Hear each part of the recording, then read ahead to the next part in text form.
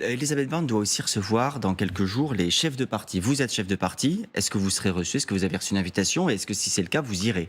Mais si nous sommes conviés, nous irons.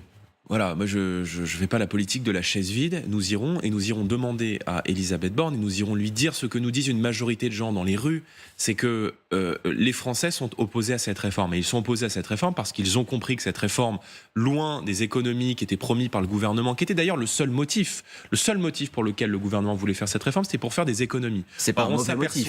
Or, on s'aperçoit que, en dépit de toutes les concessions qui ont été faites sur ce texte, même ce seul motif-là, qui viserait à mettre à l'équilibre dans 5 ans les comptes des retraites, ne tient pas. Parce qu'il laisserait, avec cette réforme, un déficit de 300 millions d'euros et qu'il faudra probablement refaire une réforme, selon eux, des retraites dans 5 ans. Donc même leur seul argument... Vous regrettez qu'on tienne compte des carrières longues, des parcours professionnels? Mais quelles des carrières longues? Quand vous allez demander aujourd'hui à des gens qui sont maçons, qui sont caissiers, qui sont artisans indépendants, qui sont infirmières libérales, de travailler 2 années supplémentaires et de perdre au travail 2 années d'espérance de vie, c'est pas de la justice sociale. Or je pense qu'il ne peut, c'était la thèse d'Albert Camus, il ne peut y avoir d'ordre dans le pays s'il n'y a pas de justice. Et je pense que pour que revienne l'ordre dans notre pays, il faut que les gens aient le sentiment que la politique qui est menée est juste. Or, Emmanuel Macron a échoué à convaincre. Il a perdu la bataille de l'opinion sur le fond de ce texte. Il l'avoue lui-même d'ailleurs dans son entretien à vos confrères la semaine dernière au JT.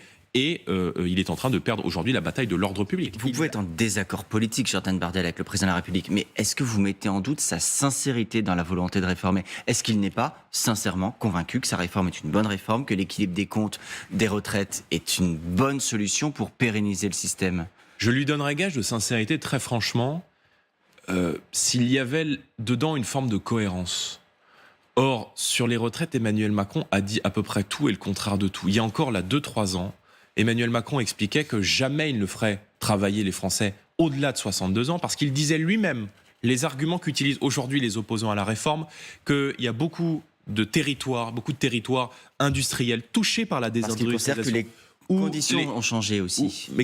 Ah bon? Ça vous arrive aussi, vous avez changé sur des points de programme par le passé, l'euro, etc., parce que la configuration change. Vous tenez compte, vous aussi, de la réalité, de la condition politique, de la réalité, économique. de ce que nous disent les gens. Or, les gens n'ont pas dit qu'ils étaient favorables à la réforme des retraites.